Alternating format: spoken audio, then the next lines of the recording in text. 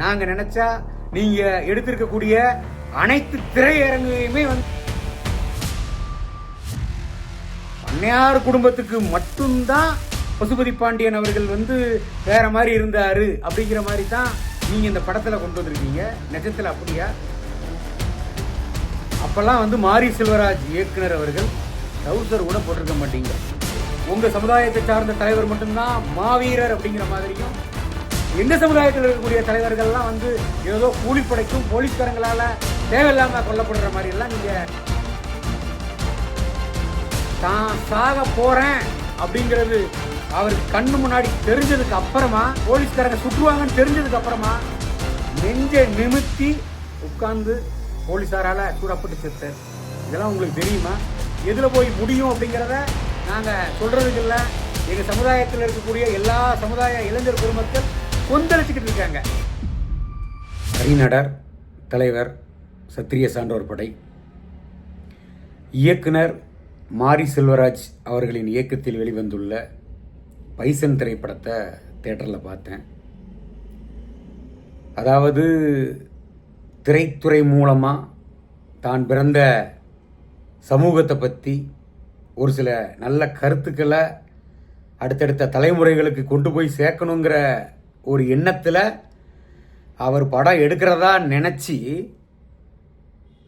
அதாவது அருவா, கத்தி, துப்பாக்கி போன்ற ஆயுதங்களை வச்சு கொலை செஞ்சு எப்படி ஒரு தலைமுறை படுகொலியில் தள்ளப்பட்டு சீரழிஞ்சுக்கிட்டு இருக்காங்களோ, அதை விட மோசமானது நீங்கள் இந்த கையில் எடுத்திருக்கக்கூடிய இந்த திரைத்துறை மூலமாக உங்கள் ஜாதி வெறியை காட்டக்கூடிய சூழல்கள். ஏன் அப்படின்னா, பைசன் அப்படிங்கிற அந்த திரைப்படத்தில் நீங்கள் இந்த மனத்தி கணேசன் அவரோட கதையை தான் எடுக்கிறோம்,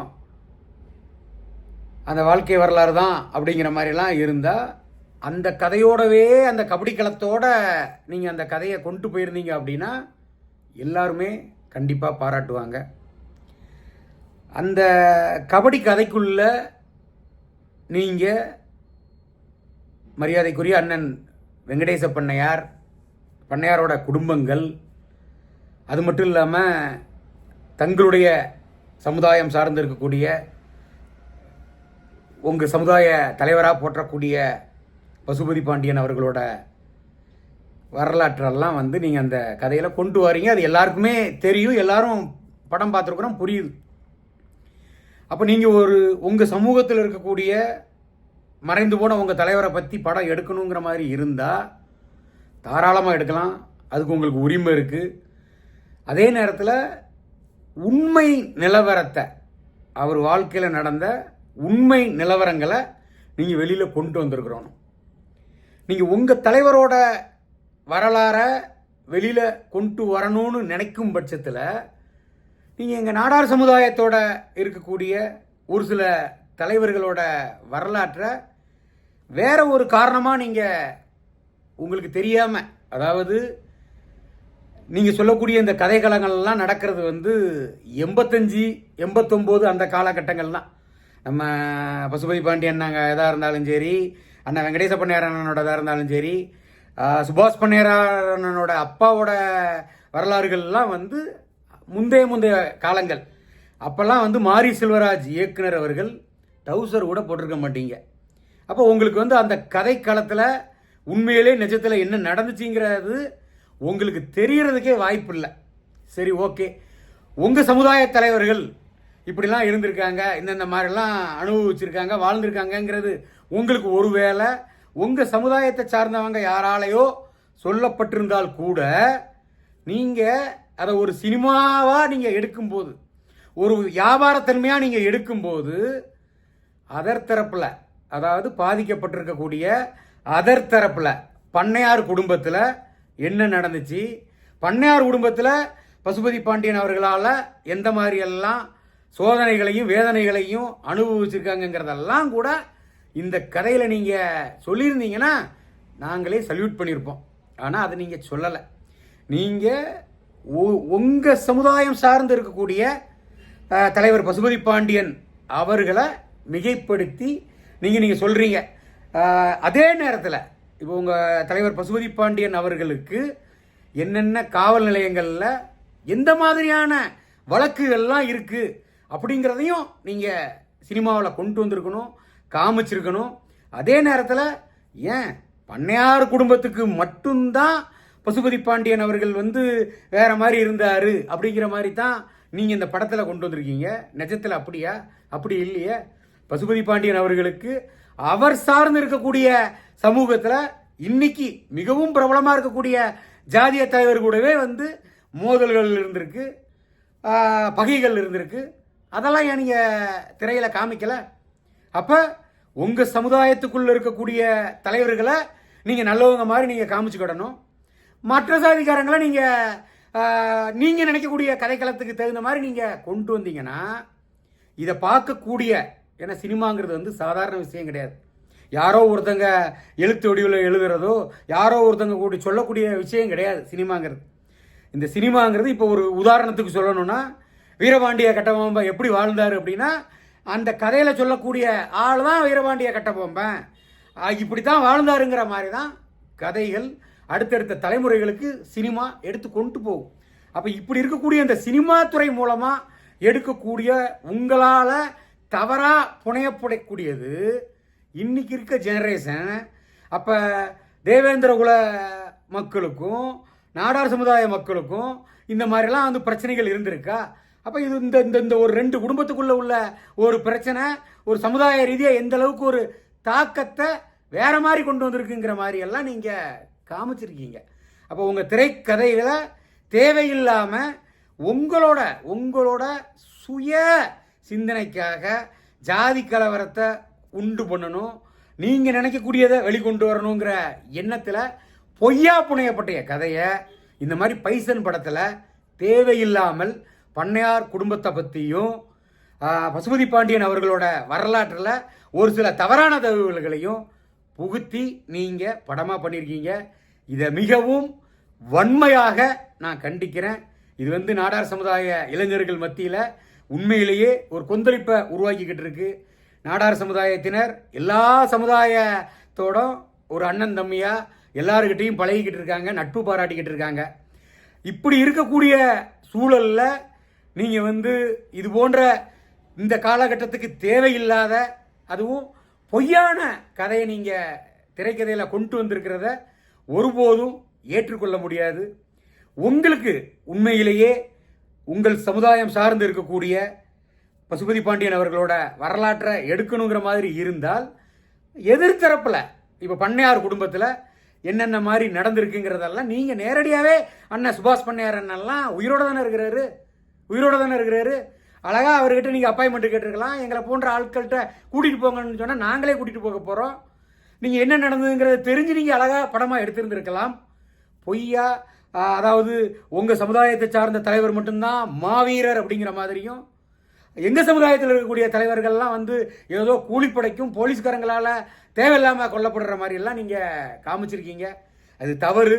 இந்த கதைக்கு தேவையில்லாத நீங்கள் கொண்டு வந்திருக்கீங்க. அதே நேரத்தில் பசுபதி பாண்டியன் அவர்கள் இறந்தது 2012 படுகொலை செய்யப்படுறாரு. அண்ணன் வீரக்கடவுள் வெங்கடேச பண்ணையார் அவர்கள் 2003 காவல்துறையினரால் என்கவுண்டர் செய்யப்படுறார். அவரோட என்கவுண்டர் உங்களுக்குலாம் தெரியுமா? அந்த என்கவுண்டரை நடத்தின காவல்துறை அதிகாரியே என்ன சொல்லியிருக்காங்க தெரியுமா? உண்மையிலேயே தான் சாக போகிறேன் அப்படிங்கிறது அவருக்கு கண்ணு முன்னாடி தெரிஞ்சதுக்கு அப்புறமா, போலீஸ்காரங்க சுற்றுவாங்கன்னு தெரிஞ்சதுக்கு அப்புறமா நெஞ்சை நிமித்தி உட்கார்ந்து போலீஸாரால் சூடப்பட்டு செத்தார். இதெல்லாம் உங்களுக்கு தெரியுமா? உங்களுக்கு எதுவுமே தெரியாமல் உங்கள் சமுதாய தலைவரை நீங்கள் மிகைப்படுத்தி காட்டணுங்கிறதுனால ஒரு மாற்று சமுதாயத்தில் இருக்கக்கூடிய தலைவர்களையும் சரி, ஒரு சில குடும்பத்தாரோட குடும்ப பிரச்சனையை நீங்கள் சினிமாவில் காட்டுறோன்னு சொல்லி தேவையில்லாமல் மீண்டும் ஒரு ஜாதிய மோதல்களை ஊக்குவிக்கக்கூடிய வகையில் தொடர்ந்து நீங்கள் செயல்பட்டுக்கிட்டு இருக்கீங்க. நீங்கள் இதை தயவு செய்து நிறுத்திக்கிடணும். ஏன்னா ஒரு வியாபார ரீதியாக ஒரு படம் எடுக்கிறீங்க. நாங்கள் நினச்சா நீங்கள் எடுத்திருக்கக்கூடிய அனைத்து திரையரங்கையுமே முற்றுகையிடுறதுக்குள்ள எல்லா படமும் எங்களுக்கு இருக்குது. ஆனாலும் நாங்கள் அப்படி அதை உங்களோட வியாபாரத்தன்மையை முடக்கணுங்கிறது எங்களோட நோக்கம் கிடையாது. நீங்கள் செஞ்சிருக்கக்கூடிய தவறை நீங்கள் உணரணும். உண்மையிலேயே பசுபதி பாண்டியனோட கதை என்ன, உண்மையிலேயே வெங்கடேச பண்ணையார் அவர்களோட கதை என்ன, சுபாஷ் பண்ணையாரோட குடும்பத்தோட உண்மையான பிரச்சனை என்ன அப்படிங்கிறதெல்லாம் தெரியாமல் தாந்தோணித்தனமாக உங்களுக்கு யாரோ சொல்கிறத கேட்டுக்கிட்டு படம் எடுக்கிறத தயவு செய்து நீங்கள் நிப்பாட்டிக்கோங்க. ஏன்னா நீங்கள் எடுக்கக்கூடிய கதையினால் அடுத்தடுத்த தலைமுறைகள், அது உங்கள் சமுதாயத்தை சார்ந்தவங்களாக இருந்தாலும் சரி, நாடார் சமுதாயத்தை சார்ந்தவங்களாக இருந்தாலும் சரி, ஏனைய சமுதாயத்தை சார்ந்தவங்களாக இருந்தாலும் சரி, அப்போ மாரி செல்வராஜ் காமிச்சிருக்கக்கூடிய இந்த கதை தான் பசுபதி பாண்டியன் அவர்களோட வாழ்க்கை வரலாறு. மாரி செல்வராஜ் காமிச்சிருக்கக்கூடிய இந்த கதை தான் வீரக்கடவுளான வெங்கடேச பண்ணையாரோட கதை, நம்ம சுபாஷ் பண்ணையார் அவர்களோட குடும்பத்தோட கதை அப்படிங்கிற மாதிரி தவறாக நினச்சிருவாங்க. இதுதான் கதைன்னு பதிஞ்சிரும். அப்போ வரலாறு மறைக்கப்படுது. அது உங்களோட சுய லாபத்துக்காக நீங்கள் எடுக்கக்கூடிய வியாபார நோக்கத்துக்காக எடுக்கக்கூடிய இந்த படத்தினால ஒரு உண்மையான வரலாறை மறைச்சிருக்கீங்க அப்படிங்கிறத நீங்கள் தயவு செய்து உணரணும். மாரி செல்வராஜ் அவர்கள் உண்மையிலேயே பண்ணையாரோட குடும்பத்தை பற்றி தெரிஞ்சுக்கிடணும், அல்லது அவரோட கதையை வெளிக்கொண்டு வரணும். பசுபதி பாண்டியனோட உண்மையான கதை தெரியணும்னா பசுபதி பாண்டியன் அவர்களுக்கும் பண்ணையார் அவங்க குடும்பத்துக்கும் என்ன நடந்திருக்குங்கிறத நேரடியாக இருக்கக்கூடிய சுபாஷ் பண்ணையார் அண்ணன் நேரில் போய் கேட்டிருக்கலாம். இன்னும் எங்கள் நாடார் சமுதாயத்தில் இருக்கக்கூடிய எத்தனையோ தலைவர்கள்ட்ட நீங்கள் நேரில் போய் கேட்டு உண்மையை கொண்டு வந்திருந்தா நன்றாக இருந்திருக்கும். பொய்யான கதையை உருவாக்கி இது போன்று உங்களோட சுய லாபத்துக்காக எடுத்திருக்கிறத ஒருபோதும் நாங்கள் ஏற்றுக்க மாட்டோம். இது எதில் போய் முடியும் அப்படிங்கிறத நாங்கள் சொல்கிறதுக்கு இல்லை. எங்கள் சமுதாயத்தில் இருக்கக்கூடிய எல்லா சமுதாய இளைஞர் பெருமக்கள் கொந்தளிச்சுக்கிட்டு இருக்காங்க. உண்மையிலேயே பொய்யா உங்கள் சமுதாய தலைவரை மாவீரங்கிற மாதிரியும் எங்கள் ஆட்களை என்னமோ கூலிப்பட ரவுடிங்கிற மாதிரியும் சித்தரிக்கிறத நாங்கள் ஏற்றுக்கொள்ள முடியாது. தவற மாரி செல்வராஜ் அவர்கள் திருத்தி கொள்ள வேண்டும். நீங்கள் திருந்தலை அப்படின்னா நீங்கள் கண்டிப்பாக திருத்தப்படுவீர்கள் அப்படிங்கிறதையும் இந்த நேரத்தில் கூற கடமைப்படுறேன். அதே நேரத்தில் தமிழக அரசும் சரி, இந்த திரைத்துறை சார்பாக இருக்கக்கூடிய இதை கண்காணிக்கக்கூடிய குழுக்கள்லாம் தணிக்கை குழு இதெல்லாம் கண்காணிக்கணும். ஏன்னா படம் எடுக்கிறாங்கங்கிற பேரில் என்னத்தை வேணாலும் தாந்தோணித்தனமாக எடுத்து வெளியே கொண்டு வரதுனால இது தலைமுறைகள் பாதிக்கப்படுது. ஒருத்தன் அருவா எடுத்து கத்தி எடுத்து துப்பாக்கி எடுத்து கொல்றதை விட இந்த சினிமாங்கிற ஒரு பேர் ஆயுதத்தை வச்சு ஈஸியாக என்னத்தை வேணாலும் செய்ய முடியும் அப்படிங்கிறதெல்லாம் தணிக்கை குழுவுக்கு தெரியும். அப்போ இது போன்ற, ஏன்னா மாரி செல்வராஜ் ஓப்பனாகவே சொல்கிறாரு, என் சார்ந்த இருக்கக்கூடிய சமூகத்தில் நடந்த விஷயத்தை நான் இதில் கொண்டு வந்திருக்கேன் அப்படிங்கிறதெல்லாம் சொல்கிறாரு. கபடியை கொண்டு போகிறீங்கன்னா அந்த கபடி சார்ந்து இருக்கக்கூடிய பிரச்சனைகளை தாராளமாக நீங்கள் கொண்டு போங்க. உண்மையிலே அந்த வாழ்க்கை வரலாறை எடுத்து கொண்டு போங்க. யாருமே எதுவும் சொல்ல மாட்டாங்க. அருமையாக படம் எடுத்திருக்கீங்க, நாங்களே பாராட்டுவோம். சம்பந்தம் இல்லாமல் உங்கள் சமுதாய தலைவரோட வாழ்க்கை வரலாறை கொண்டு வரோன்னு சொல்லி எங்கள் நாடார் சமுதாயத்தில் இருக்கக்கூடிய ஒரு குடும்ப பிரச்சனையை, அது என்ன பிரச்சனைன்னு உங்களுக்கு தெரியுமா? தெரியாது. அப்போ தெரியாமல் உங்களுக்கு யாரோ சொல்லக்கூடிய விஷயத்தை வச்சு பொய்யான ஒரு கதையை கொண்டு வரும்போது அது ஏற்றுக்கொள்ள முடியாது. அதை நீங்கள் கதையை, உண்மையான கதையை அண்ணன் பண்ணையார் அண்ணெல்லாம் உயிரோடு தான் இருக்காங்க. சுபாஷ் பண்ணையார் அண்ணன் நேரில் சந்தித்து கூட நீங்கள் கதையை தெரிஞ்சுக்கோங்க அப்படிங்கிறத இந்த நேரத்தில் கூற நான் கடமைப்படுறேன். நன்றி, வணக்கம்.